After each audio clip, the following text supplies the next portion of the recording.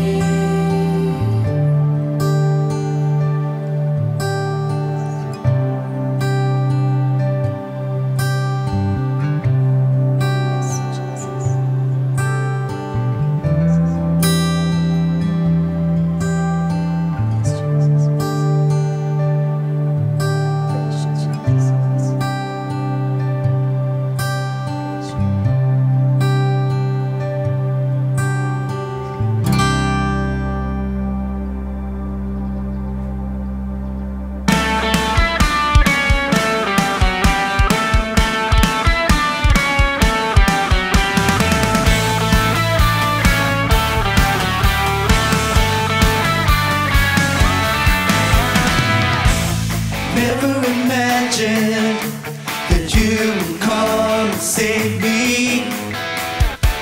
You made me believe in things which I cannot see. You opened my eyes to a good and brand new day. You taught me the truth, Lord, and showed me the way. Jesus, you're a superstar. I know the truth of who you are. I will tell the world and shout your name. With all my heart I praise, I dream to see you face to face.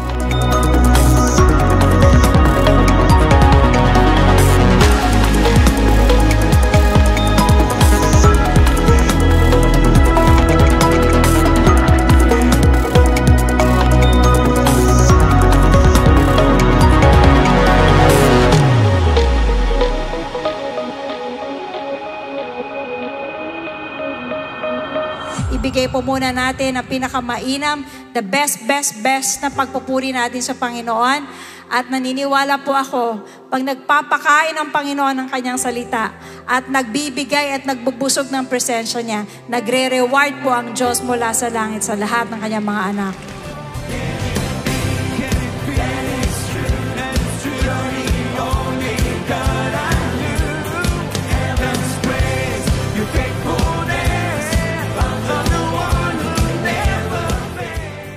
Huwag kayo matakot sa cross. Matakot kayo pag hindi nyo binitbit ang cross na yan.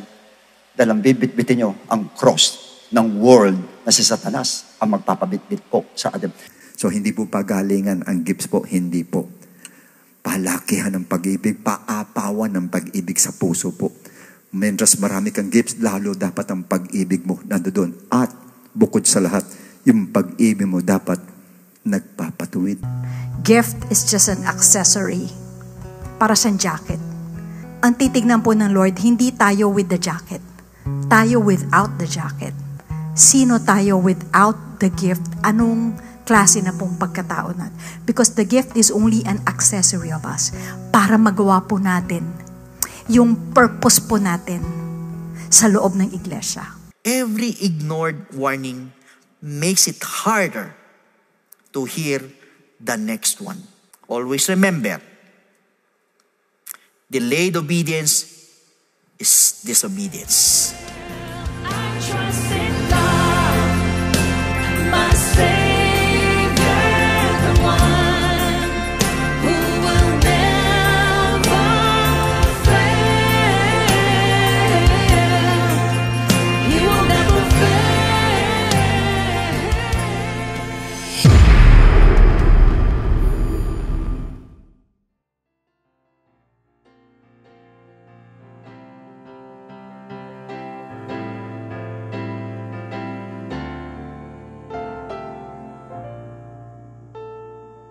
Magandang araw po sa inyong lahat at sa mga kapatiran po natin nasa Luzon, Visayas, Mindanao at sa mga international extension churches natin. Ganon din po sa inyong lahat na nakatune in po at makikisang maghandog sa ating Diyos na buhay para po sa pagsamba, pasasalamat at sa pakikinig sa kanyang dakilang kalooban. Welcome po sa Friends Again ng Jesus Christ. To God be the glory. Amen. Purihin po ang ating Panginoon. Isang napakaganda pong tanawin na makita ko po kayong lahat dito sa lugar na to na kung saan ito po ay ating naging tagpuan tuwing tayo po ay sasamba sa ating Panginoon ng araw ng linggo. Sabi mo naman sa katabi mo, salamat at nagkita tayong muli.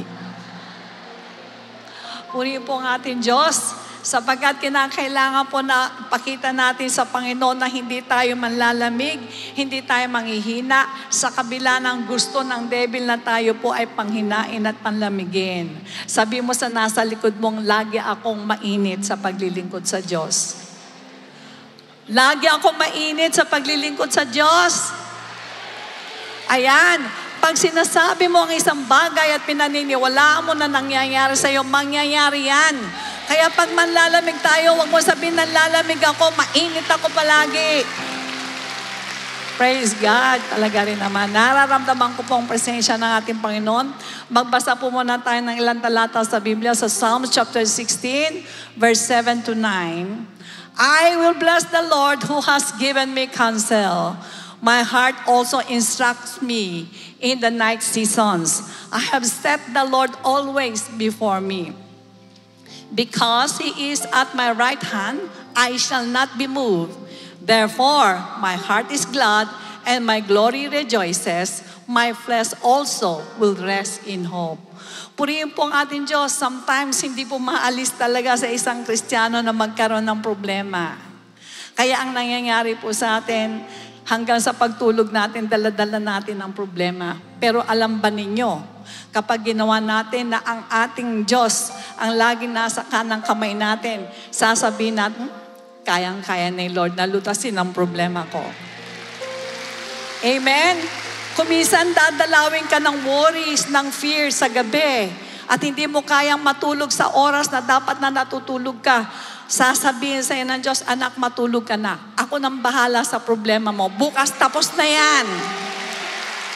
Bakit? Kasi lagi mo nilalagay sa kanang kamay mo ang ating Panginoon. Kaya ang sabi mo, I shall not be moved. Kaya naman pagharap mo sa Panginoon, lagi kang nakatayo ng diretso kahit na alam mong marami kang pinagdaan ng mga problema. Kaya lagi mo madarama ang presensya ng Panginoon. Ang glory ng Lord bumababa po sa kanyang mga anak. Amen. Importante po yan na maramdaman natin ang glory ng ating Panginoon. Iyuko natin ang ating mga ulon. Let us pray.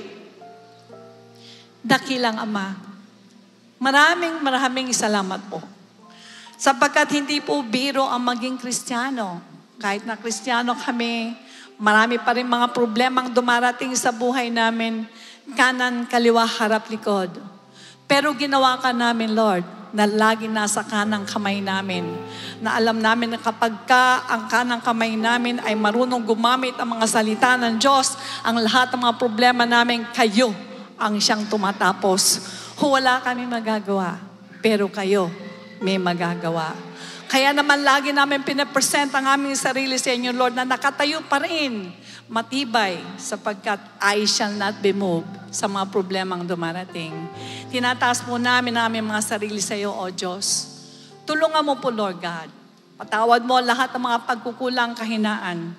Ibaba mo yung banal na presensya upang sa ganon, sa pagdalo namin sa gawain mo, Lord, ay daladala namin, Panginoon, ang iyong pangako, ang kapayapaan sa aming mga buhay.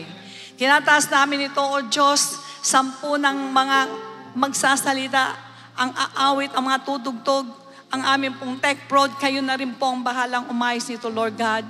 Ganon din higit sa lahat ng aming beloved bishop na lagi mong ginagamit upang kami po'y turuan, pakainin ang salita ng Diyos. Double portion ng anointing ay ipagkaloob mo po sa Kanya.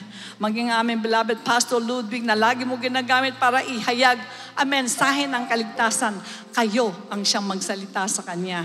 Inaasahan po namin, Lord, na pupuspusin mo kami ng Espiritu Santo sa umaga na to, sapagkat nagtitiwala kami na ang iyong Holy Spirit ang siyang lakas na ibibigay mo sa amin. Sa iyo po lahat ang kapurihan, Lord, in Jesus' name we pray. And everybody say, Amen.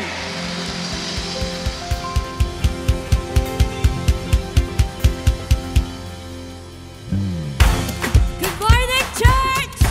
Let's celebrate the presence of God and glorify His name today. Come, let's sing and shout our praises.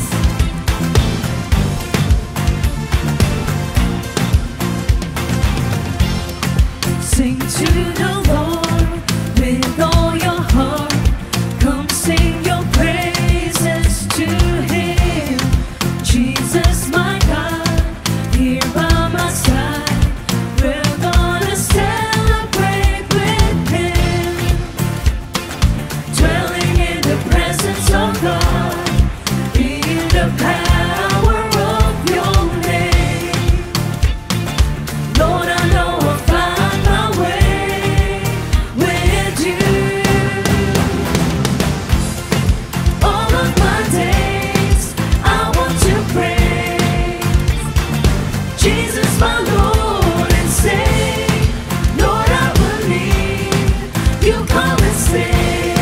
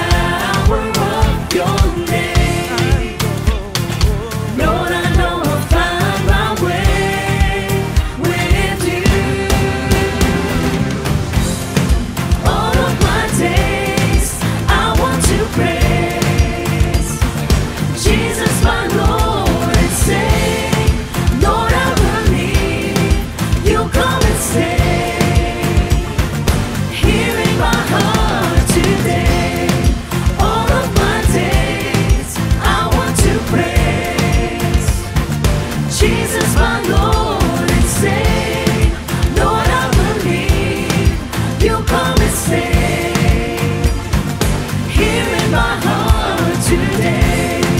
All of my days, I want to pray. All of my days, I want to pray. We praise the Lord Jesus. In the highest place, we put you, Lord. Come on, church. Let's give our praises to our Lord Jesus.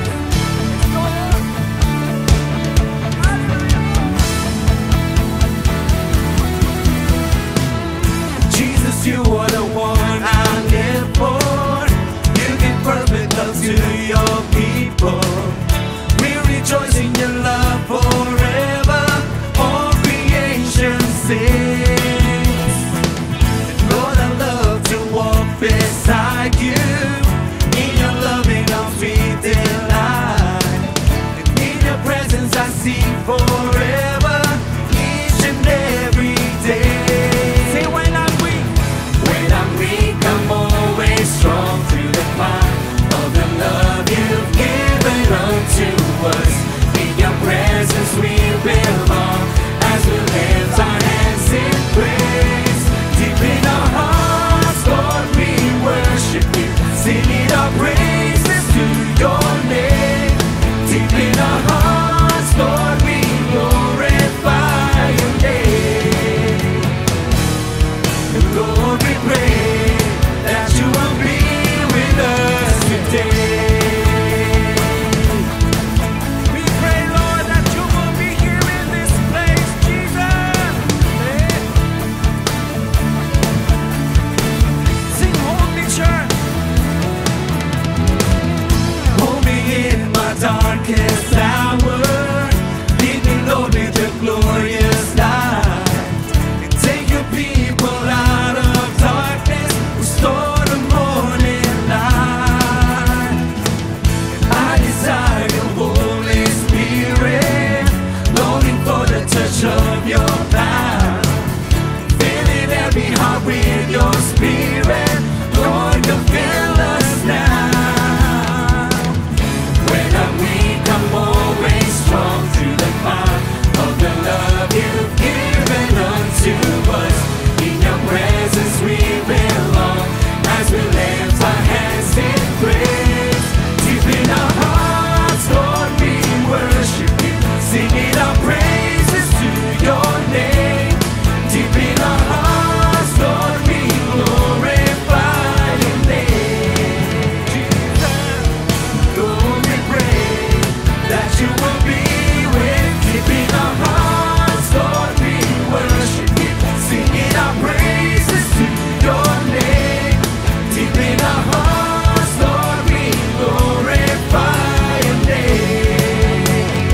We pray Lord, we pray that you will be that you will be with us today. We lift it up, Lord Jesus, in this place. Lord.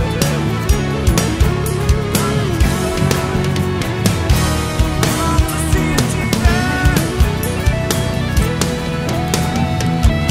When I'm weak, I'm always strong through the power of the love you've given unto us. In your presence we belong as we lift our hands in praise. Sing, church. Deep in our hearts, Lord, we worship you, singing our praises to your name. Deep in our hearts, Lord, we glorify your name. Lord, we pray that you will be with. Deep in our hearts, Lord, we worship you, singing our praises to your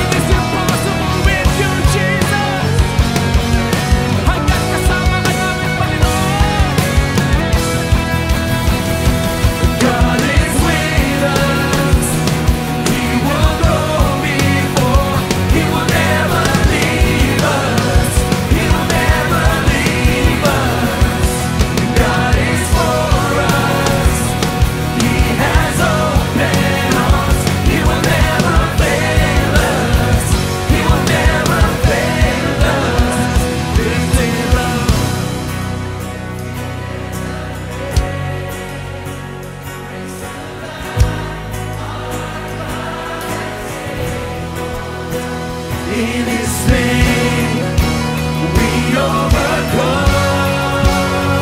For the Lord our God is able. Lift it up, defeated the grave, raised to life. Our God is able. In His name we overcome. For the Lord our God is able. For the Lord our God is able. For the Lord our God is able. We praise you, Jesus.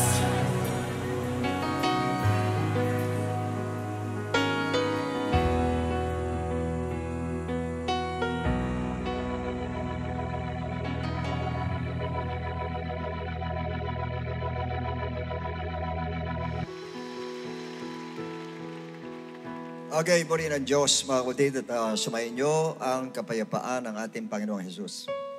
Sa pagkakataon po ito ay sana maging very much aware po tayo.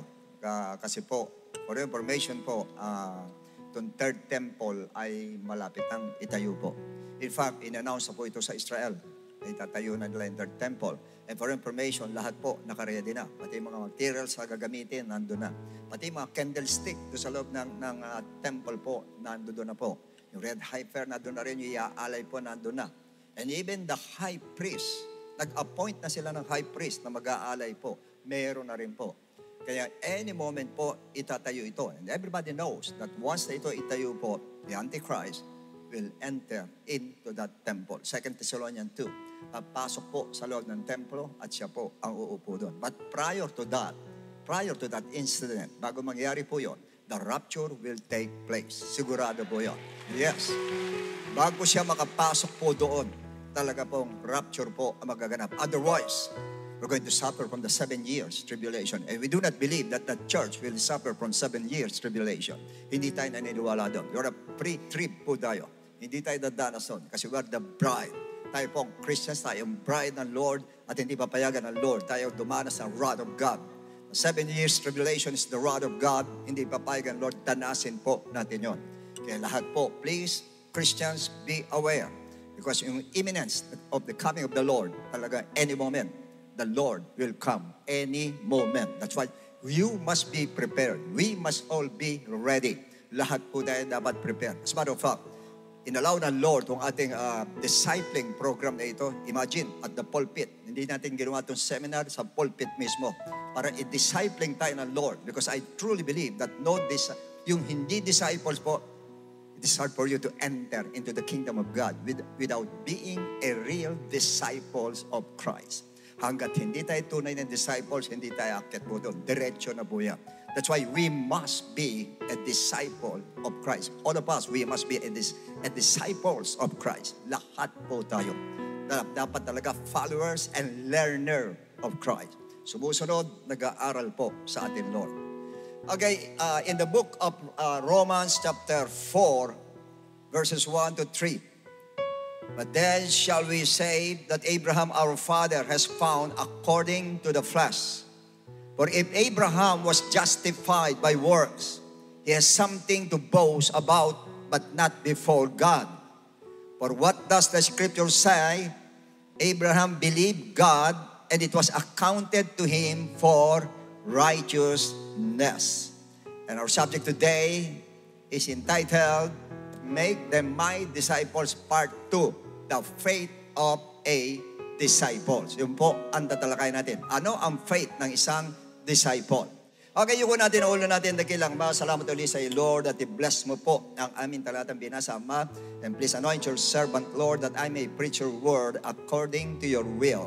At Lord, padaluin mo po ang power mo sa bawat isa, O Lord, para madama namin, O Lord, ikaw mismo magsasalita sa umagang ito.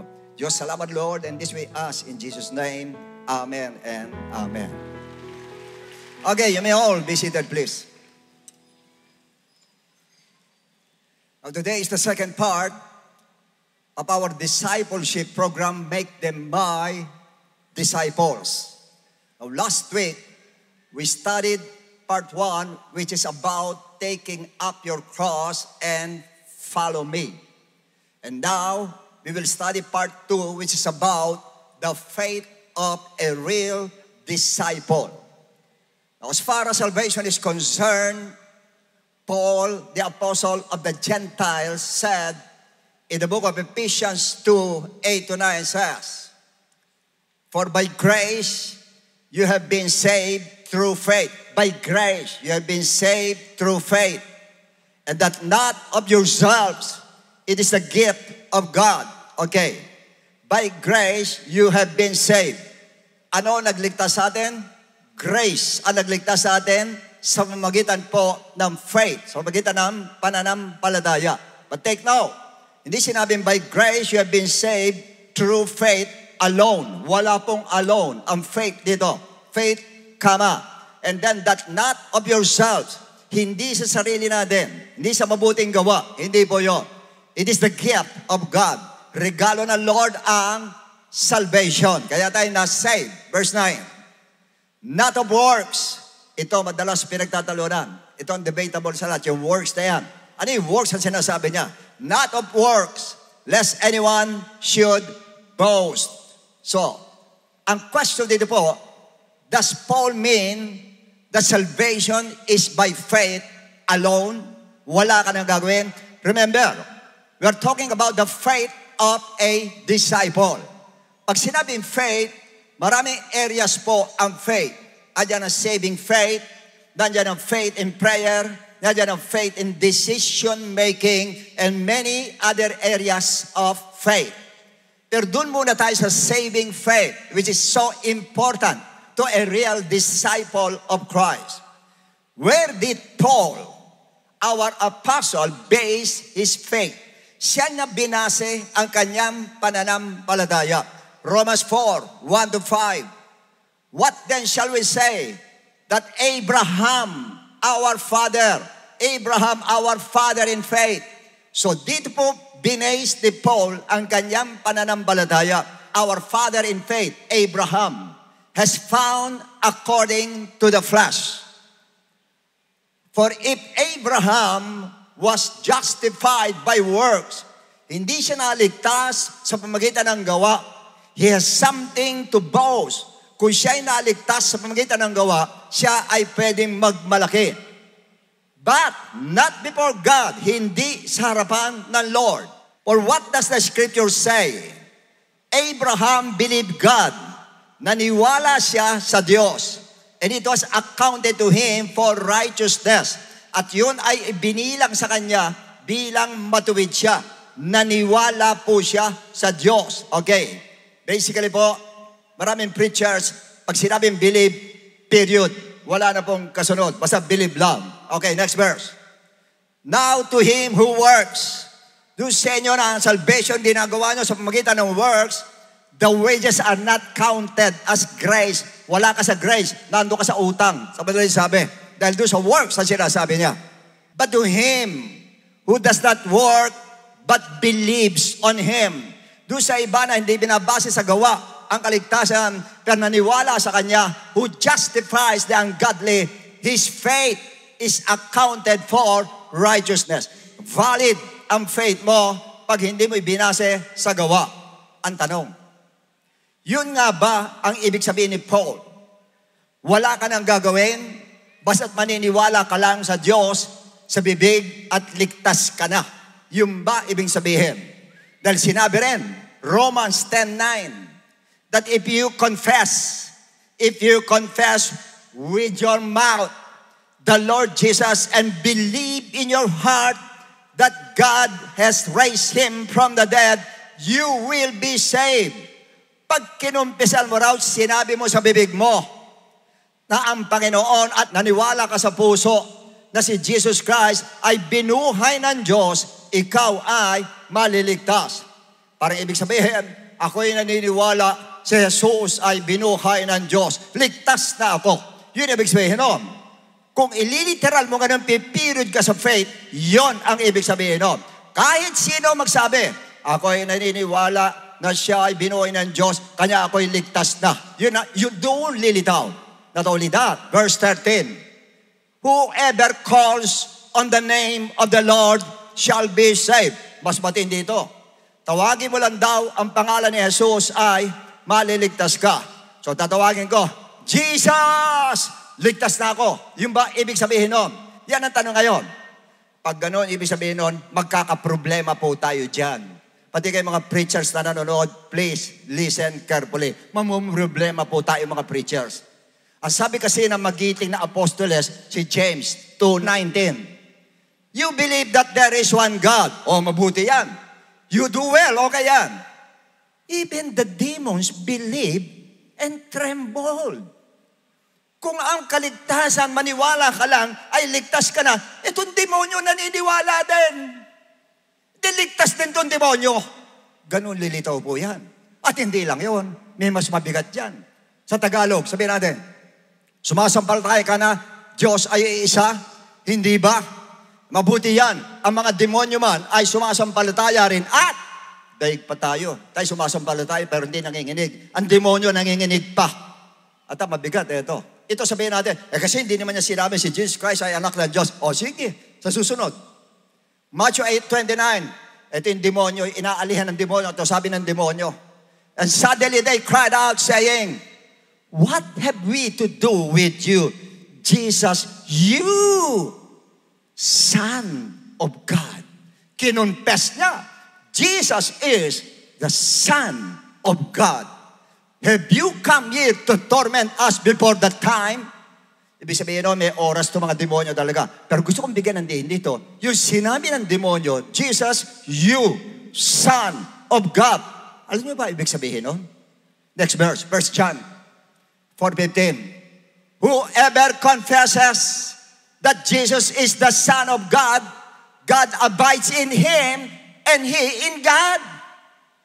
Ibig sabihin, nung pag kinonfess mo na si Jesus Christ ay Son of God, ikaw daw, nag-a-abide daw sa iyo ang Diyos at siya ay nasa Diyos. Eh, yung demonyo, sinabi kanina, Jesus, Son of God. Ibig sabihin, nag-a-abide ang Diyos sa Kanya. Ibig sabihin, siya nasa Diyos. Dahil sinabi niya, Jesus, Son of God. Ganun po mangyayari. Kaya problemang malaki po yan. Naunawaan po ba natin? Ay, kasi ibang gano'n. Tawagin mo lang ang Lord ay maliligtas ka na. Confess mo, o naniniwala ako. Ikaw yung namatay sa krus sa Kalbaryo, ikaw nilbiga ako, naniniwala, ligtas na ako. Ganun ba yun? Hindi po ganun kasimple yun. Now the question is this.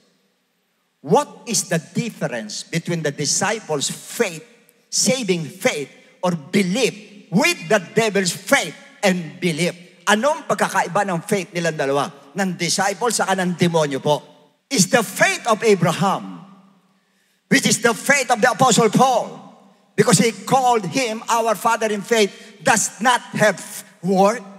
Yung bang pananampalataya ni Paul ay walang gawa, o yung faith ni Abraham na pinaniniwalaan ni Paul ay walang halong gawa. Okay, sige po. Pagsalitin po natin ang sagot. Si James, tapos ibalik natin kay Paul para malaman natin kung anong totoo. James 2:14. Makinig po kayo. What does it profit? Ano mapapala mo, my brethren? If someone says he has faith, but does not have works, can faith save him? Can this kind of faith save him? Yung faith na walang ginawa. Baka kapag-save yan. Yan ang tanong ni St. James. Now, next. If a brother or sister is naked and destitute of daily food, alam bang preacher dito, ginagawa spiritual ito. Yung daw naked, sabihin ay yung mga taong wicked. Kasi sinabi na Isaiah, that you wicked, you are naked. Sabihin nun, pag sinabi naked, wicked. Pero hindi po spiritual ito. Literal ito. Second, destitute of daily food. Kulang sa pagkain o naghihirap pagdating sa pagkain. Literal food sa kanila po ay spiritual food, the Word of God. Hindi pwede Word of God. Hindi pwede po na naked dito ay yung wickedness. Hindi po. Why? Next verse. And one of you says to them, depart in peace, be warm and filled. Humayo ka at ikaw'y mainitan. Sasabihin ba, humayo ka, andyan salita ng Diyos para mainitan ka? Hindi. Ito damit, ito sobra kong damit, binibigay ko sa iyo para mainitan ka. Literal na damit po yun. Pangalawa, but you do not give them the things which are needed for the body. Hindi sa spiritual, for the body. So literal, what does it profit? Ano mapapala mo? Kung sinabi mo lang, sige, humayo ka, pag-pray kita, at ikaw ay humayo. At tapos na ang pananampalataya, wala kang ginawa. Ano sabi niya next verse? Does also faith by itself, yung mismong faith mo, if it does not have work, is dead. Patay ang pananampalataya. It is not a living faith, kundi dead faith ang nasa atin. Ayaw ng Lord ang dead faith. Anything that is dead, ayaw ng Lord. Maliban po, dead na yung flesh mo, yung lust of the flesh, dead na. Yan ang gusto ng Lord. But as far as faith is concerned, ang gusto po niya ay living faith ang gusto ng ating Lord. Buhay ang faith po natin. Verse 18, but someone will say, you have faith and I have work. Show me your faith. A challenge. Challenge ni St. James. Show me your faith without your works. Okay, preachers. Show me your faith without your works. Pakita mo daw. And I will show you my faith by my works. At pagkikita ko naman sa iyo ang pananampalataya sa pamamagitan ng gawa. In other words, kasi James, ang faith ay dinidemonstrate, ang faith ay pinakikita, ang faith ay dinidisplay, bilang patunay na ang faith mo ay buhay. Otherwise, verse 19, you believe that there is one God. You do well. Even the demons believe and tremble. Yun, kanya niya pala sinabi yan. Kung faith alone lang, lilitaw, pati ang demonyo ligtas dahil siya ay may faith din at paniniwala. Kaya ang pagkakaiba po ng Abraham's faith, disciples' faith, sa devil's faith is, sa devil po, puro faith lang, pero walang ginawa, kundi masama. Merong gawa, pero masama ang ginagawa. Ibig sabihin talaga naniniwala sa Diyos sila, pero hindi pinakikita sa gawa yung paniniwala lang sa Lord. Basta naniniwala kami mga demonyo may Diyos, nanginginig pa kami, pero yung gawa namin, hindi maka-Diyos. Samantala, ang faith ni Abraham, faith ng mga disciples ay sinasabi at pinakikita, dinidemonstrate, na hindi ibig sabihin na ang gawa ang nagliligtas. Hindi po yun. Ang gawa ang nagpapatunay na totoo ang iyong faith. Ibig sabihin kung walang gawa, walang patunay o ebidensya ang iyong pananampalataya. Kaya pag sinabing faith, dapat may evidence ka na talagang ang faith mo ay nakikita at may ebidensya. Verse 20, sa katunayan, but do you want to know, O foolish man? Foolish ang tawag niya sa faith alone. Foolish man, that faith without works is dead. Patay ang pananampalatayang walang kalakip. Nagawa 21, eto na. Was not Abraham, bumanggit na kay kanina pinag-uusapang pagtulong. Eto na ngayon, kaligtasan nito si Abraham na. Our faith justified by the works when he offered Isaac, his son, on the altar. Hindi ba siya na-justify, naligtas siya dahil in-offer niya si Isaac sa altar? Question. Justified or saved na ba siya bago ialay si Isaac? Saved na ba siya bago niya ialay? Ang sagot ay malaking yes. Saved na po siya. Meaning, hindi yung ginawa niyang pag-alay ang nag-save sa kanya, kundi ang paniniwala niya sa sinabi ng Lord na magkakaanak siya ng marami. Kaya ito pong verse nito, hindi related to sinabi na Abraham believed and it was accounted to him as righteousness. Hindi po doon. Ito po, nung inalay niya, pinakita niya, dinisplay niya. Yung, ibig sabihin, yung ginawa niyang pag-aalay kay Isaac na hindi natuloy ay pagpapatunay ng kanyang paniniwala sa Diyos. May action siyang ginawa, may ginawa siyang pinakita niya na totoo ang kanyang faith. Nakukuha niyo? Supporting verse. Genesis 15, 5-6. Then he brought him outside and said, Oy, Abraham, alika. Look, now toward heaven. Tingnan mo sa langit. And count the stars. Bilangan mo yung stars. If you are able to number them. And he said to him, so he shall your descendants be. Abraham, Tingin ka sa taas. Opo, Panginoon. Tumingin. Nakita mo ang dami niyan. Hindi mo kayang bilangin yan. Ganyang karami magiging anak mo. Ibig sabihin sa pananampalataya. Ganyang karami. Verse 6, sumagot ang Bible. And Abraham believed in the Lord and he accounted it to him for righteousness. Naniwala siya at binilang siyang matuwid. Kaya lang ang tanong, naniwala nga lang ba si Abraham at wala siyang ginawa? Yan ang tanong. Ang sagot ay hindi kay James. Babalik tayo kay Paul na naman tayo babalik. Okay, intindi nyo maigi. The scripture was fulfilled which says, Abraham believed God and it was accounted to him for righteousness. Yung believe God dito, naniwala siya, magkakaanak siya na marami. And he was called the friend of God. So lumilitaw na naging righteous si Abraham dahil naniwala siya at si St. James ang nagsabi nito. Tingnan naman natin na sinabi ni Paul. Next. Romans 4:3. For what does the scripture say? Abraham believed God and it was accounted to him for righteousness.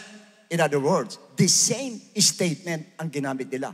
Pero yung kay Paul, may paliwanag sa tanong na naniniwala nga lang ba si Abraham sa Diyos o naniwala lang na siya'y magkakaanak at wala siyang ginawa para pakitang naniniwala siya, wala nga ba siyang ginawa? Yan ang tanong ngayon. Tingnan natin, sinabi ng Lord, Romans 4, si Paul ulit. Therefore it is of faith that it might be according to grace, so that the promise might be sure to all the saved. Okay, faith by grace. Not only to those who are of the law, but also those who are of the faith of Abraham, who is the father of us all. As it is written, I have made you father of many nations. And in the presence of him who he believed God. Magarami kang magiging anak, ikaw magiging ama ng lahat ng nasyon. Who gives life to the dead. Call those things which do not exist as though they exist.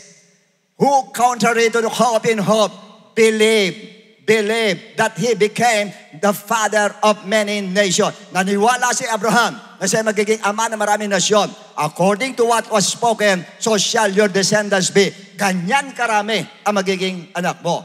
Tanong, si Abraham ba'y basta naniwala sa sinabi na ito na magkakanak ka ng marami? At araw-araw inihintay na lang niya lumaki ang tiyan ni Sarah para manganak si Sarah. Nakatingin sa pinmip, after 2 months, tinignan naman kung lumalaki o hindi. Hindi po ganon ang ginawa niya. Wala pong ganon ginawa si Abraham. Nung sinabi ng Diyos sa kanya, magkakaanak ka ng marami, hindi niya binantayin yung tiyan ni Sarah at inihintay lumaki na lumaki na lumaki. Hindi ganon ginawa niya. Kung lumaki yun, hahangin ang laman nun. So, hindi ganon. Ano ginawa ni Abraham? Romans 4:19. And Abraham, not being weak in faith, first, he did not consider his own body already dead since he was about 100 years old. Hindi daw niya tinignan yung katawan niya. 100 years old na siya. Ano itsura nga naman na isang 100 years old? 100 taong ka na. Tapos sinasabi magkakaanak ka. Ang tanong, bakit niya tinignan yung katawan niya nung sinabi magkakaanak siya? Kung wala siyang gagawin. Pangalawa, and the deadness of Sarah's womb. Tinignan niya na si Sarah ay baog. Dalawa yun. Yung baog, lulusot pa siya. Pwedeng gumawa ng miracle ng Lord kahit baog, pwedeng mga anak. Pero, bakit niya sinabing hindi niya tinignan yung katawan niya? 100 years old na siya, kulubot na siya, matanda na siya, almost dead na siya. Ba't niya sinabi yun? May ginawa siya. Nung sinabi ng Lord, magiging kasindami niya na Abraham believed, pero hindi may stop sa believe. May ginawa siya. Tinabihan niya si Sarah, kanya sila nagkaanak. May ginawa. Naunawaan po natin. Now, James 2:21-22. Abraham, our father, justified by works when he offered Isaac his son on the altar. Do you see that faith was working together with his works? And by works, faith was made perfect. By works, faith was made perfect. Nagiging perfect ang faith.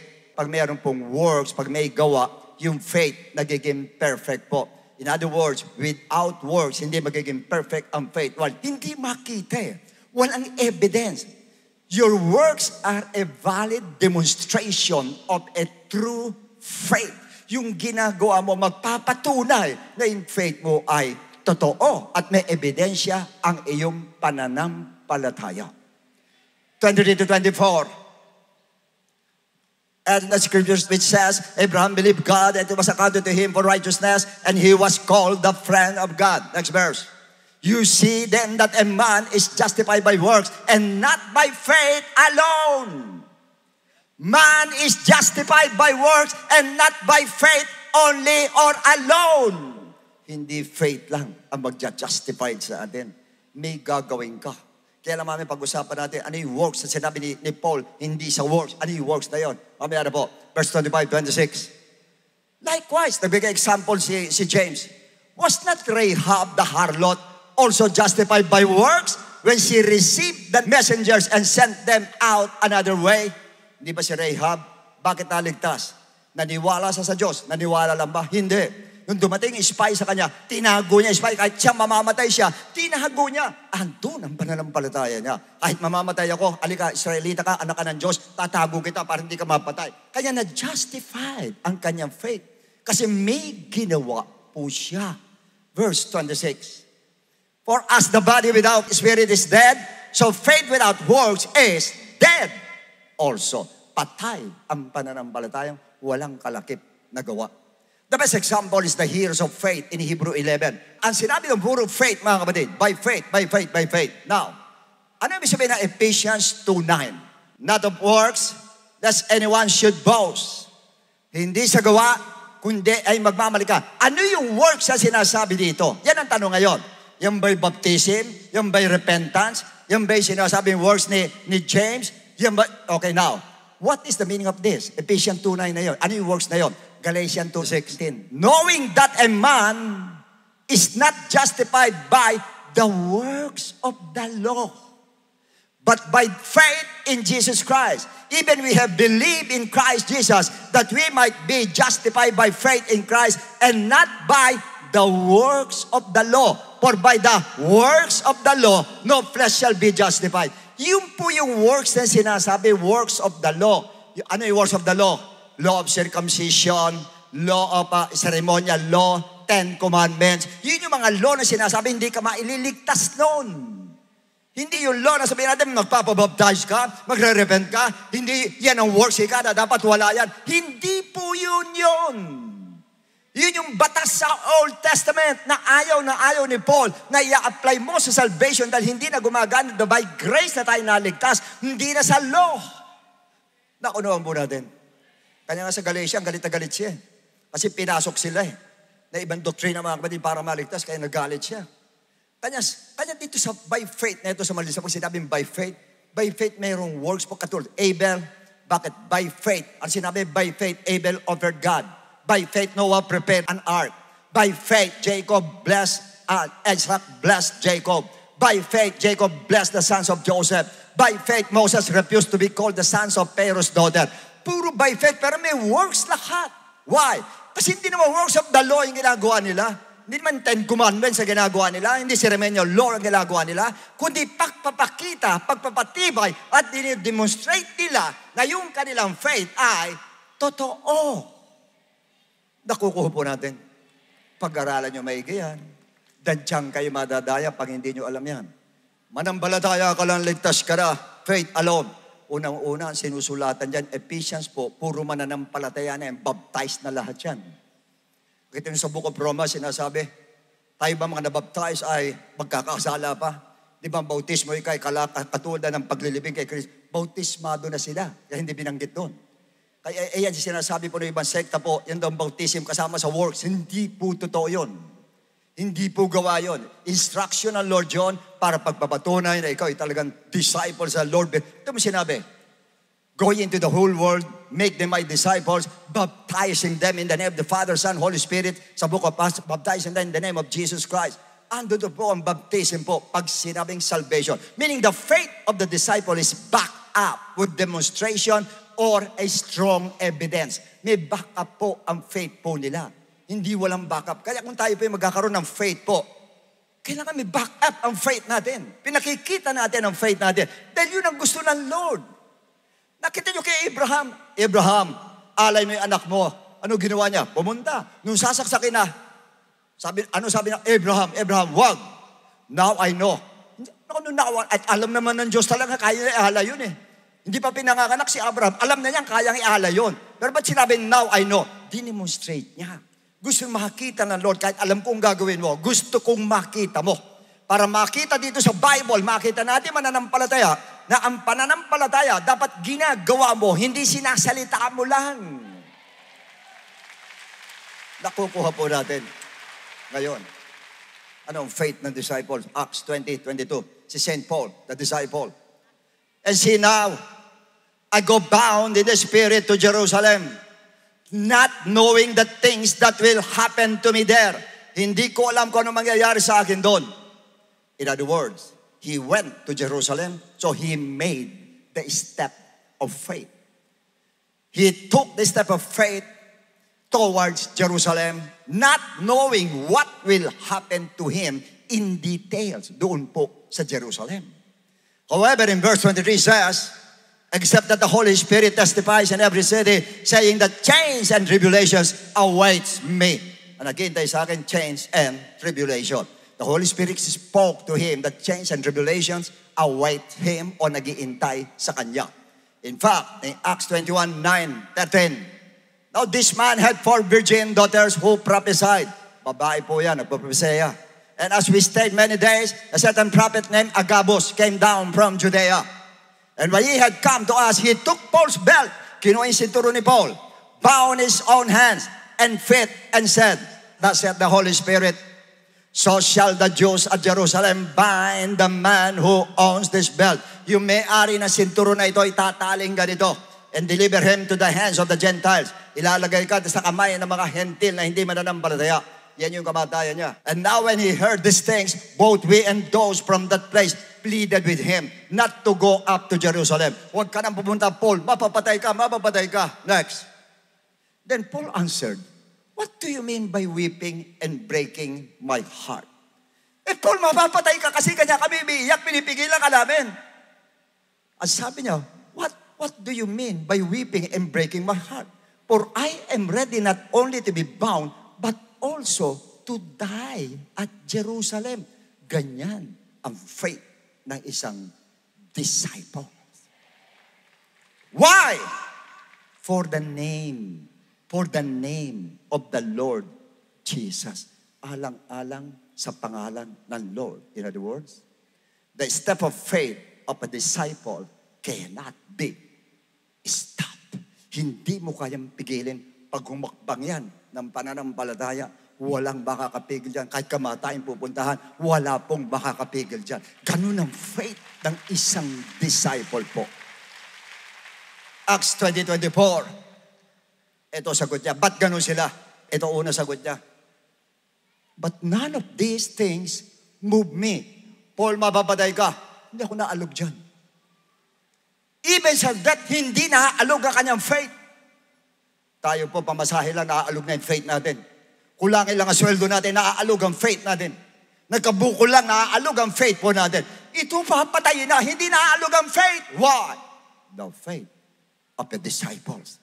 Hindi naaalog kahit ano ang nakikita, kahit ano mangyari sa kanya, hindi siya nasishake. Steady siya, nakatayo siya ron sa pinananampalatayanan niya.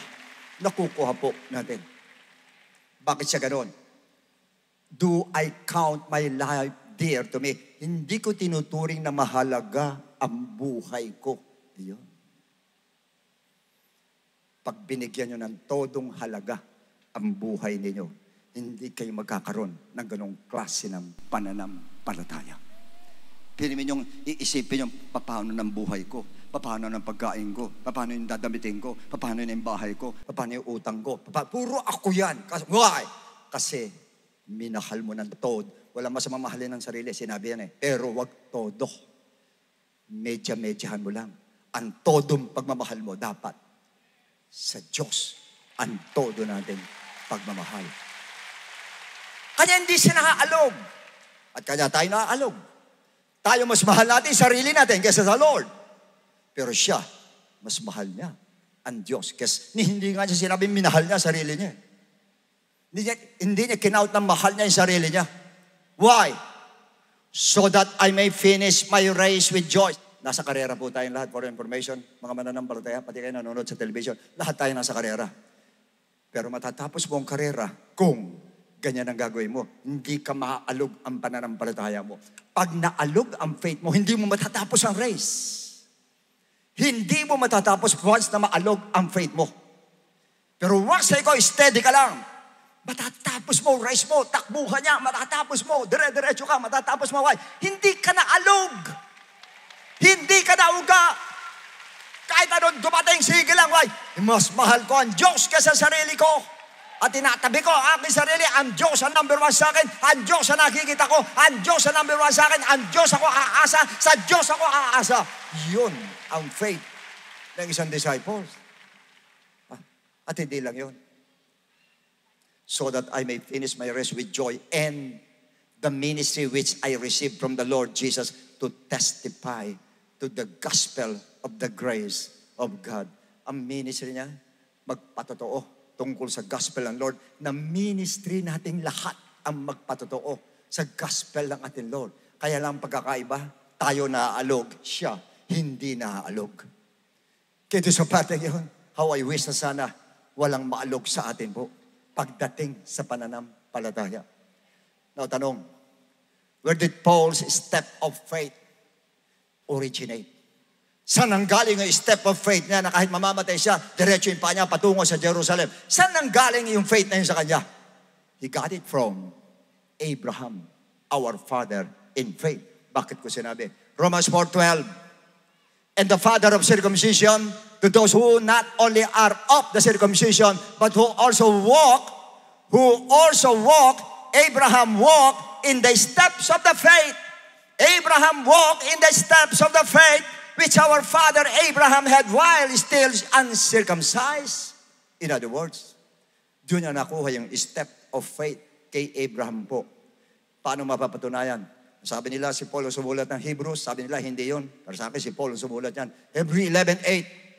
By faith, Abraham obeyed when he was called to go out to the place which he would receive as an inheritance. And he went out not knowing where he was going. Yun ang step of faith. Lumakad na hindi alam kung saan pupunta. Kasi hindi sinabi ng Lord, Abraham, ano po yun, Lord? Genesis 12, pumunta ka sa lugar na sasabihin ko sa'yo at papalain kita, dodobling ko, mag-curse sa'yo, kay curse ko, mag-bless sa'yo, bless ko. Opo. Yun na siya, opo. Kinabukasan, lumakad na siya. Saan pupunta? Hindi alam. Pero humakbang siya. Why? Sabi nun, pinananampalatayaan na niya. That is the step of faith by Abraham being applied by Paul as disciple. In-apply po niya. Lumakad din siya patungong Jerusalem not knowing what will happen to him. Si Abraham humakbang din ang step of faith not knowing where to go. Ginawa din ni Peter. Si Peter naduwag dito sa gospel. Abay, ginawa. Matthew 14:25-28. Listen carefully. Now in the fourth watch of the night, Jesus went to them walking on the sea. And when the disciples saw him walking on the sea, they were troubled, saying, it is a ghost. Multo, multo. And they cried out for fear. Tignan mo, sila man takot din sa multo. But immediately, Jesus spoke to them, saying, be of good cheer. It is I. Do not be afraid. And Peter answered him and said, kilala siya, makita niya. Ang sinabi niya, Lord, kung ikaw talaga yan, manduhan mo ako. Sabi mo sa akin, come to you on the water. Alika dito sa tubig. Lumapit ka sa akin. Sabi mo yan, Lord. Sabi mo sa akin, Lord. Dahil gusto ko lumakad doon. In other words, matindi ang hiling na step nitong si Peter, lumakad sa tubig. Verse 29, and he said, come. And when Peter had come down out of the boat, etong bangka, inalis yung paa, nilipat na sa tubig yung paa. Imagine, Peter, tubig yan. Yan, Diyos yan. Alam mo rin, Diyos yan, nagkatawan tao lang yan. Kaya niya, ikaw tao ka. Pero wala kay Peter. Hinakbang yung paa. He walked on the water to go to Jesus. In other words, nakalakad siya sa tubig. Bago siya lumubog, kasi ilan siyang tingin sa Lord. Tubig, nakalakad siya. Ganun katindi yung faith na ginamit ni Peter dito po sa insidenteng ito. Lumakad sa tubig. Now, we may observe, listen carefully. Abraham made a step of faith without knowing where to go. Humakbang siya, hindi alam kung saan pupunta. Second, Paul took the step of faith without knowing what will happen to him in Jerusalem. Humakbang din na hindi alam kung ano mangyayari sa kanya. But Peter took the step of faith knowing he would sink the moment he stepped out of the boat. And yet he did it. Sa madali sabi, si Abraham, hindi alam saan pupunta. Ito si St. Paul, hindi rin alam kung anong mangyayari. Puro hindi alam eh. Si Peter, alam niya. Nalulubog siya. Pag doon siya pumunta sa tubig, alam niya nalulubog siya. And yet, he did it. Ganun katindi ang faith ni Peter. Yung dalawa hindi alam. Siya alam. Alam negatively. Alam niya mangyayari sa kanya. Pero, ginawa pa rin niya. And without being baptized with the Holy Ghost. Hindi pa sila baptized ng Holy Ghost noon. Pero nagawa niya at ginawa niya. Why? His eyes are focused on the invisible image of God. Kay Jesus Christ, nakafocus ang kanyang mata. And I guarantee you, once you fix your eyes on the Lord Jesus Christ, you can take that step of faith like the disciples. Magagawa po natin. Hindi kayo matatagod as long as nakatingin ka kay Jesus Christ. Whether you do not know where you're going, you do not know what will happen to you, whether you know something negative could happen to you, wala kang pakialam doon. You will not be shaken. You will not be afraid. And you will take that step of faith. Why? Makinig kayo maigi. If Abraham is the father of our faith, always remember, yung tinignan ni Peter ay hindi father of faith. He is the author and finisher of our faith. Yun ang malaking pagkakaiba. Now, si Abraham, father of faith lang siya. Ito mismo author ng faith. At siya magtatapos ng faith po natin. Kaya mas matindi ang focus ng kanyang faith dun sa author and finisher of our faith. Nakafocus siya. That's why Paul says in Hebrews 12:2, looking unto Jesus, the author and the finisher of our faith, who for the joy that was set before him endured the cross, despising the shame, and has sat down the right hand of the throne of God. Hindi sila nakafocus sa blessings. Yan ang one thing na dapat huwag natin gawin. Huwag kayong pinipin nakafocus sa blessings, sa healing, sa miracle. Huwag. Pumokus ka kay Jesus Christ at the cross. Doon ka pumokus. Why? Nandun ang victory kay Jesus Christ at the cross of Calvary. Victory sa salvation, victory sa sakit, victory sa finances, sa blessing, emotional breakdown, lalo na sa eternal life. Nandun kay Jesus Christ at the cross. Praise the Lord.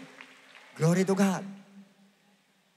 Ngayon, we may observe that Abraham believed because he focused on the words he heard from God the Father.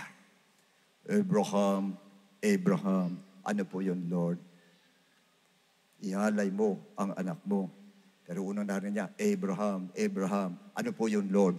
Pumunta ka sa lugar na sasabihin ko sa iyo. Narinig niya. I believe, narinig niya.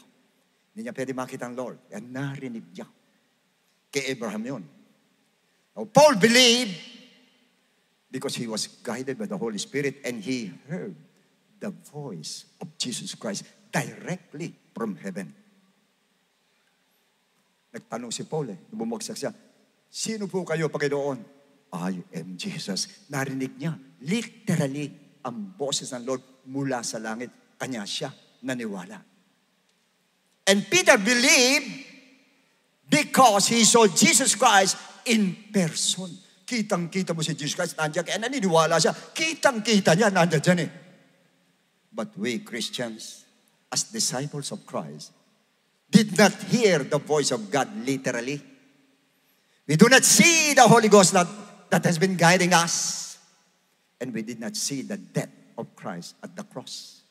And yet, we believed just because of His word alone. That's why Jesus said in John 20:29, Thomas, because you have seen me, you have believed. You have seen me, you have believed. Blessed are those who have not seen and yet have believed. Sino yun? Hindi nakita pero naniwala. Tayo yun. Tayo yun. Naniniwala ako, nagpapagaling ang Lord. Nakakita mo ba? Hindi. Ba't ka naniniwala? Nakasulat eh. Ganon tayo.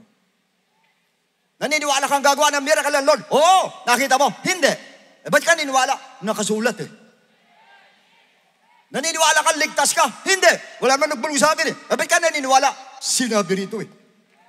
Sa madaling sabi, yung paniniwala natin, hindi siya nakikita. Yung narinig, yung nababasa natin dito, narinig sa mga preachers, yun ang pinaniniwalaan natin. Ganun katindi ang faith ng generation po natin sa ngayon. Praise the Lord! Praise the Lord! Naalala ko yung patotoo na isang pastor natin. May business siya. Kinausap niya. Yung pinakamataas talaga kinausap niya. Dahil pinatawag siya. Kasi sinabi sa kanya, halika, bibigyan kita ng business ha. Ito presyo. Ayan, gawin mo na agad dyan. Malaki yung binigay na trabaho sa kanya. Ano sinabi niya? Sir, talo po ako dyan. Ito po presyo ko. Ano sabi nung may-ari? May-ari mismo. Yung pinakamataas. Ano sabi niya? Ayaw ganyan, wala tayong magagawa dyan. Wala pong problema. Mawawalan ka ng trabaho dyan. Mawawalan ka ng trabahuhin dyan. Wala pong problema. Sir, hindi po ako sa inyo umaasa. Sa Diyos po ako umaasa. Grabe, ganun siya ka-bold. Siguro kung sa atin yun eh. Teka, sandali. Ito presyo ko, boss eh. Hindi, ito presyo ko eh. Boss, baka naman pwede dagdagan mo ng konti. Makikiusap ko pa, para mo ng awad, dagdagan mo ng para kumita naman ako. Hindi, ito talaga presyo ko talaga. Ganun po ba? Sige po, kahit konti na lang. Sige, akin na. Hindi mo na naisip ang Diyos. Hindi mo naisip na ang may-ari ng kumpanyang yan, hindi siya. Ang Diyos ang may-ari.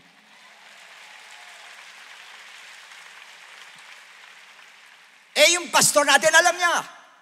Psalms 24, ang may-ari ang mundo sa lahat ng nasa mundo ay ang Diyos. Alam niya yun. Pinangatawanan niya, tinayuan niya. Yung salita lang ang tinayuan niya. Hindi niya narinig. Hindi niya sinabi nakita ang Diyos. Sinabi sa kanya, hindi po. Dito lang siya naniwala. At nung maniwala siya, pinangatawanan niya. Faith by works. Okay. May gawa. Ito ang aking faith. Ito ang presyo na. Hindi po. Ang Diyos po. Bahala sa amin. Bahala ang Diyos sa amin. Hindi siya nag-compromise. Hindi siya nakiayon. Ito po. Kasi naniniwala ko ang Diyos po ang magbibigay ng trabaho sa amin, hindi po kayo. Kahit sa inyo manggaling, hindi po sa inyo yan. Sa Diyos pa rin po yan. Ganun siya ka-bold. Ganunin mo yung may-ari. Imagine that. Di umalis na siya. Di binigay sa kanya. At kalimutan ko kung 2 weeks or 2 days. After 2 days, tumawag sa kanya. Kung may trabaho dito, sige, sa presyo mo na lang. Pumayag.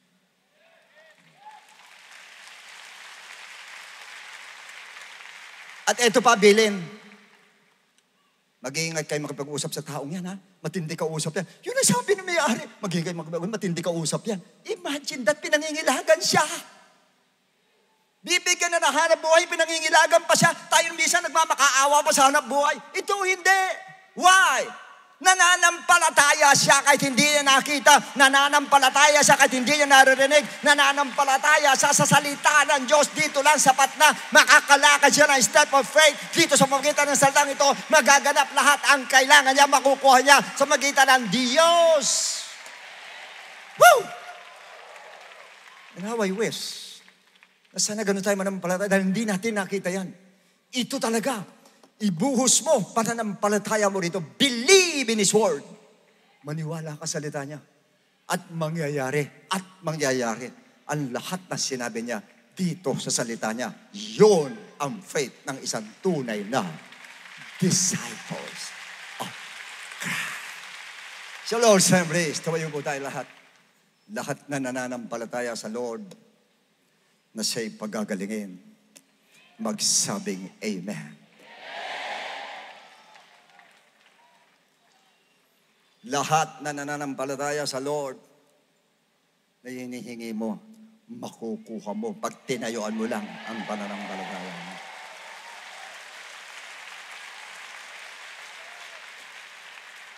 Lahat na naniniwala sa Lord, yung problema mo sa finances, malulutas sa lalong madaling panahon. Just believe. Just believe. Just believe. Then actualize. Actualize mo, believe mo. Manalangin ka pirme. Ayan, may congregational fasting. Pumunta ka doon, gawa yan. Pumusta ka doon. Pinakikita mo sa gawa, punta ka doon. Mag-fasting ka talaga. Pakita mo sa Lord. Ready ko mag-fasting, Lord. Mag-sacrifice para na sa ganoon. Mapatunayan ko talaga ang aking faith sa'yo. Okay. So kung naniniwala kayo, nasa inyo na. So, just believe. I believe.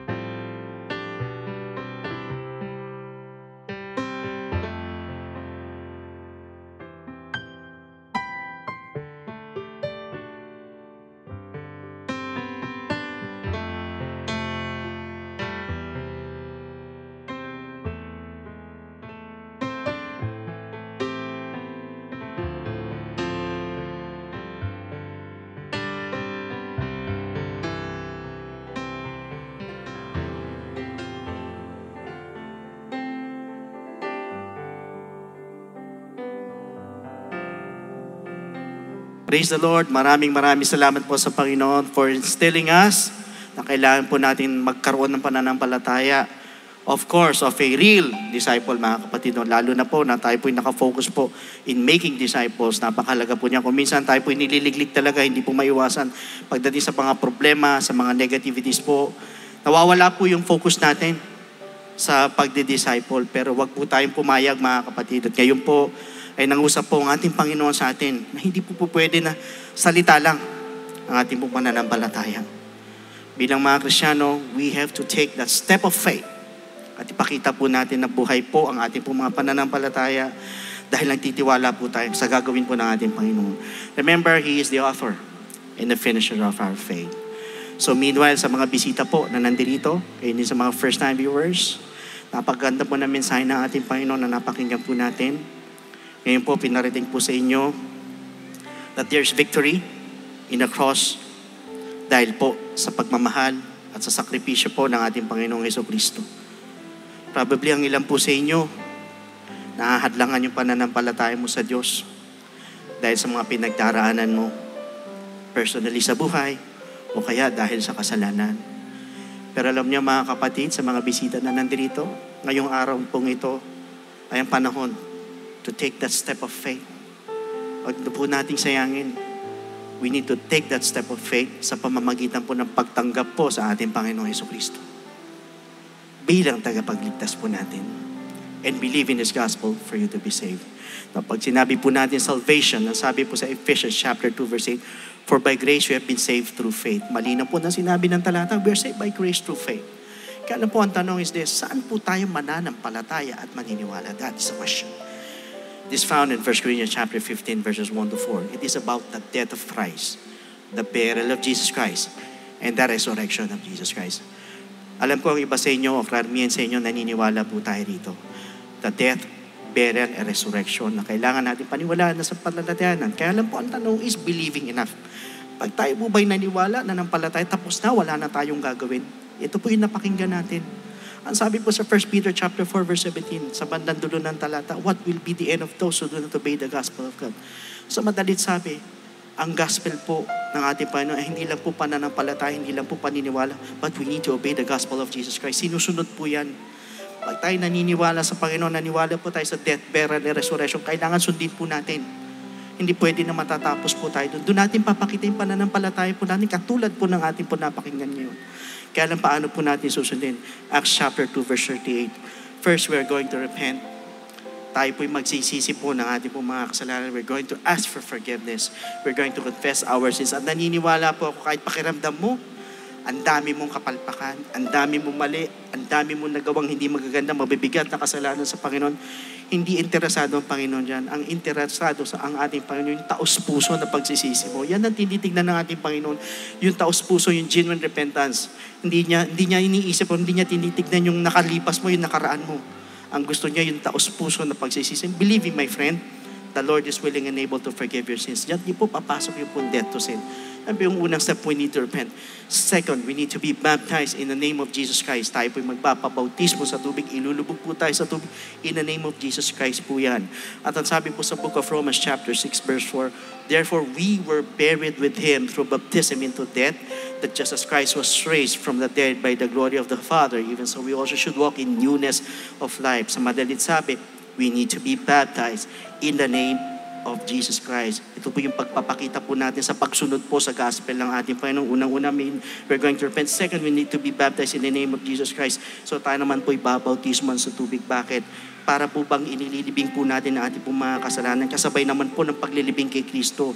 Take note, hindi po ito paghuhugas ng dumi ng katawan, kundi ito po yung pag-aalis po ng ating pong mga kasalanan. And this blood symbolizes the blood of the Lamb that takes away the sins of the world. Yan po yung pangalawang step bilang pagsunod po sa gospel po ng ating Panginoon, that we need to be baptized in the name of Jesus Christ. And the third step is we need to receive the gift of the Holy Spirit. Diyan po papasok ang ating transformation, regeneration, na ayos po sa Romans 8:11, hindi po sa Titus 3:5. Ibig sabihin, tayo po'y nabago na. In fact, once we receive the gift of the Holy Spirit, we're also receiving power. Power saan? Sa lahat mga bisita na nandito. Aminin nyo man hindi, lahat tayo may kahinaan. Maliit na kahinaan, malaking kahinaan, parehas kahinaan niya sa harapan ng Panginoon. Minsan pinipilit natin magbago. Isang buwan, 2 buwan, sa mga susunod na panahon, bumabalik ka sa dati. Bakit? Sarili mo lang. But you know what? Once you receive the gift of the Holy Spirit, yun yung sinasabing power. Power to overcome all our weaknesses. At yan din po yung magpapaalala po sa atin para makasunod po sa kalooban po ng ating Panginoon. As part of our obedience doon po sa gospel ng ating Panginoon. So ito po tatlong bagay na ito kailangan maganap po sa atin. First, we need to repent. Second, we need to be baptized in the name of Jesus Christ. And third, we need to receive the gift of the Holy Spirit. And that is what we call the good news. And that is the gospel of Jesus Christ. So at this moment, sa lahat ng mga bisita na nandito, habang kayo po'y nakatayo, pwede po ba na iyuko po ninyo yung mga ulo? Pikit po ninyo inyong mga mata. And just whisper a short prayer to the Lord. Sabihin mo lang sa Panginoon, Lord, kung sakali may nagawa ako sa iyong kasalanan, patawarin mo po ako. I'm really sorry kung marami akong kapalpakan. Just a short prayer. Saying to the Lord, please forgive me. I'm really sorry. Ang dami kong mali. Ang dami kong pagkukulang sa iyo.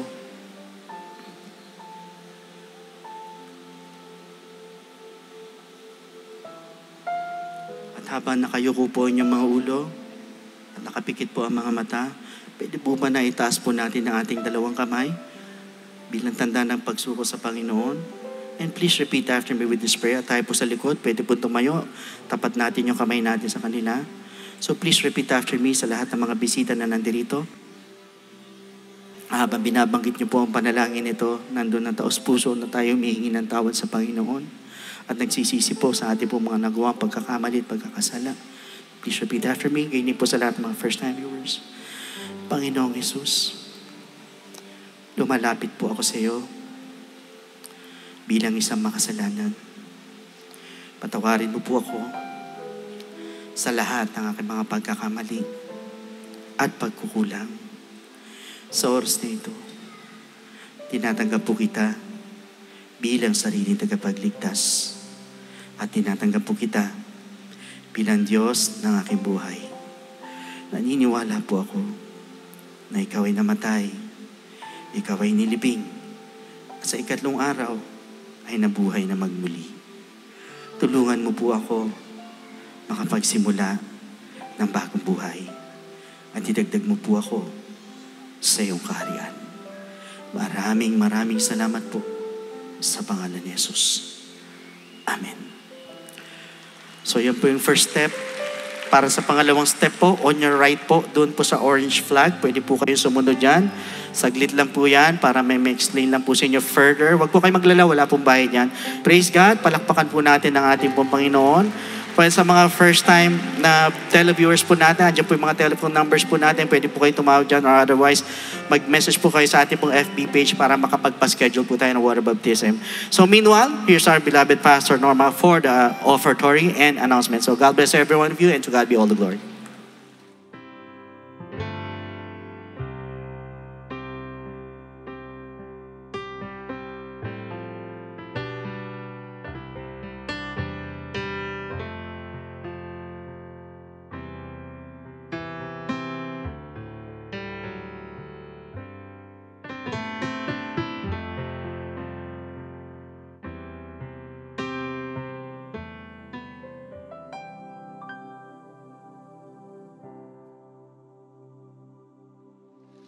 Praise God. Thank you, Pastor Lud, for the message of the gospel of salvation.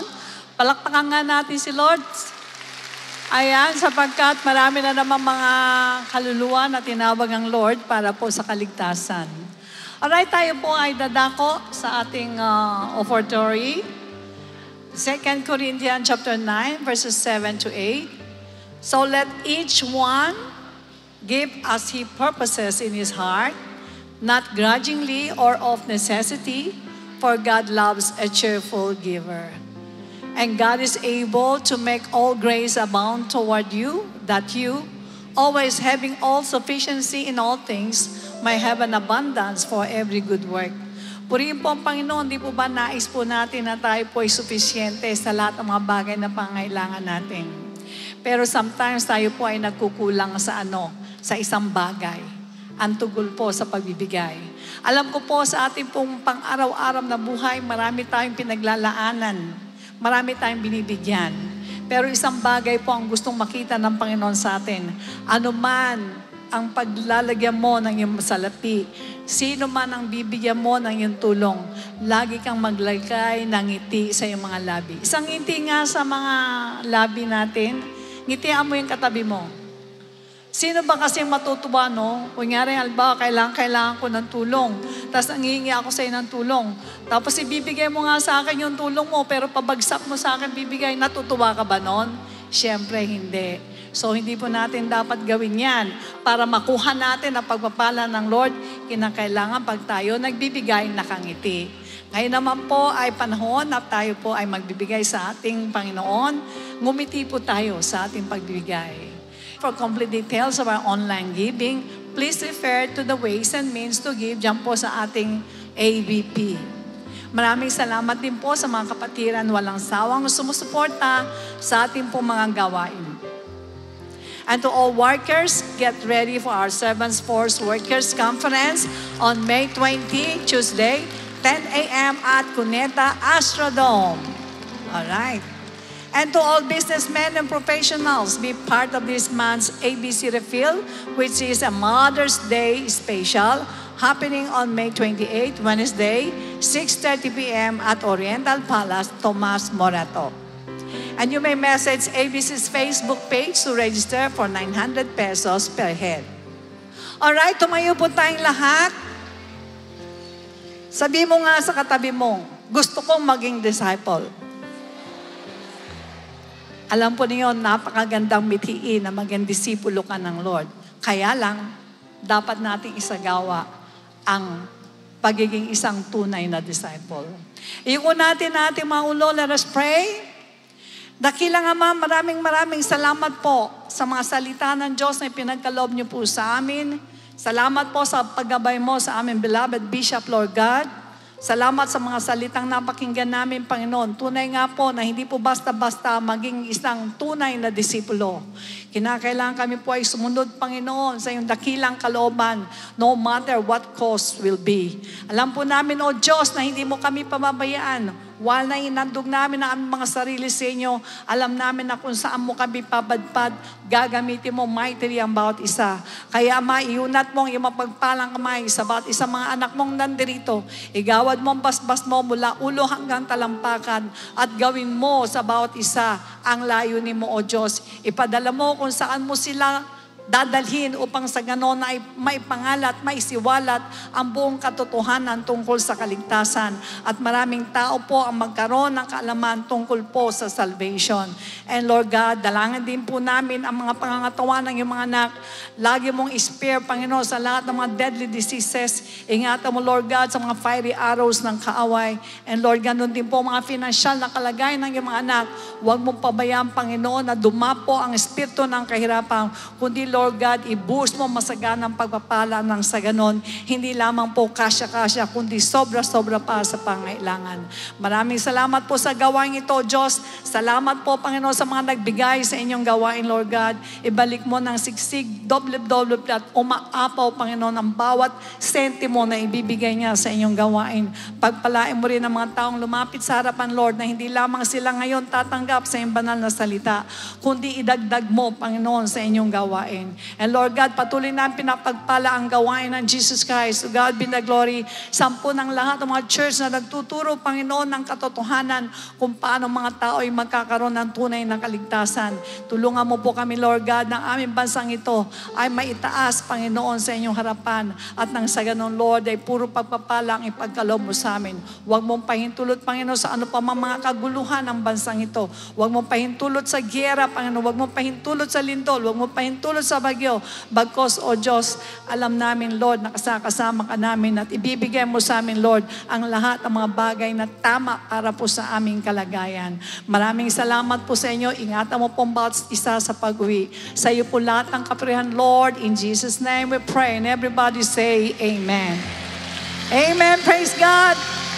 The Lord bless and keep you and make His face shine upon you and be gracious to you and lift up His countenance upon you and give you peace. God bless you and to God be the glory.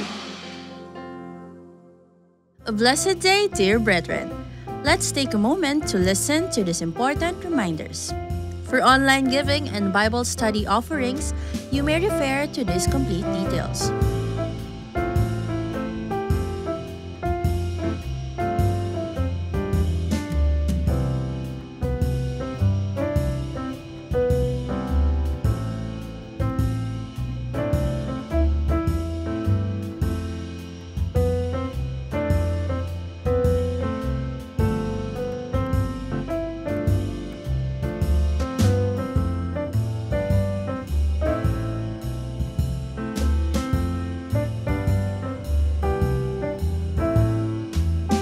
all who give via check, please indicate the correct account names. Checks payable to Project G Code, account name Project G-Code Ministry. Checks payable to tithes. Account name is Jesus Christ to God Be the Glory Church International Incorporated. If you would like to schedule a baptism or a one-on-one counseling session, feel free to contact us through the numbers displayed on the screen or send us a message on our official Facebook page. We are excited to share these church updates to keep us spiritually filled. Be part of a meaningful Sunday that will bring more passion into our hearts. Join our on-site worship service next Sunday at Cuneta Astrodome. Service starts at 9 a.m. To all 1FCers and 1FC students, please be advised that the 1FC Foundation's Book 3 on May 17 are postponed. Don't worry, they'll be rescheduled this June, so stay tuned for more updates. To all Extension Church pastors, get ready for the upcoming Pastors Conference, a special time of refreshing, equipping, and encouragement just for you. This is happening on May 19, Monday, 9 a.m. at NIA Convention Hall. Let's immerse in God's presence and be uplifted in the fellowship with our fellow servants in Christ as we gather for the Servants Force Workers Conference on May 20, Tuesday, 10 a.m. at Cuneta Astrodome. See you there. Be part of this month's ABC Reveal as we honor moms and lift our hearts to God together. Join us on May 28, Wednesday, 6:30 p.m. at Oriental Palace, Tomas Morato. Registration fee is 900 pesos per head. Attention, 1FCers! The 1FC Lounge is now open for your discipleship sessions. You can find us at the press room just beside the baptism area. We are open from 7:30 to 8:30 in the morning. Feel free to drop by, settle in, and make the most of your 1FC time. See you there! Catch IDO4 songs on various platforms. Via Shuffle TV, airing on A to Z Channel 11, Monday to Friday at 5 a.m. and Saturday and Sunday at 6 a.m. and at Light TV Channel 33, Monday, Wednesday and Friday at 12 noon and Saturday and Sunday at 6 p.m. Via One Radio, through Radio ni Juan program, Monday to Friday and Sunday from 1 p.m. to 3 p.m. To tune in, just visit www.oneradio.com.ph or download the One Radio app. One Radio. You're listening to One Radio. Positive and uplifting music that brings you closer to Jesus.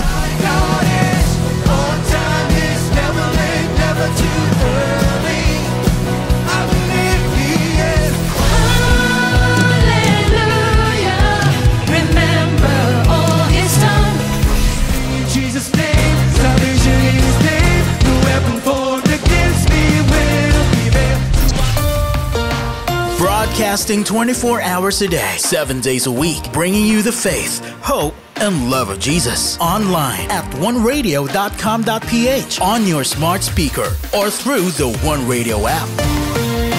Jesus Music Community. Jesus Music Community. One Radio. Catch the songs of IDO4 and more by downloading the One Radio app, available on the Google Play Store and the Apple App Store.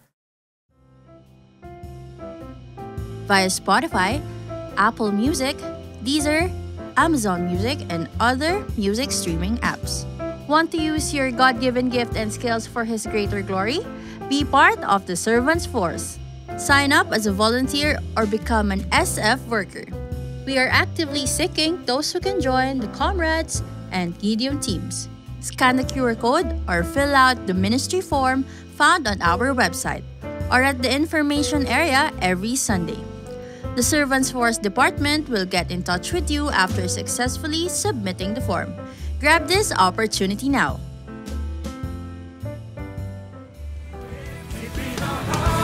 Lord, we worship you, singing our praises to your name. Deep in our hearts, Lord, we glorify your name. We pray, Lord, we pray that you will be with us.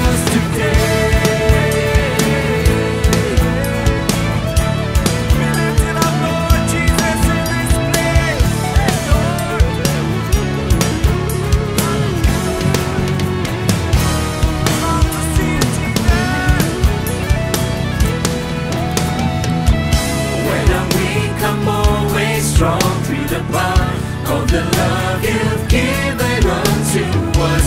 In your presence we belong as we lift our hands in praise. Sing church! Deep in our hearts, Lord, we worship you, singing our praise.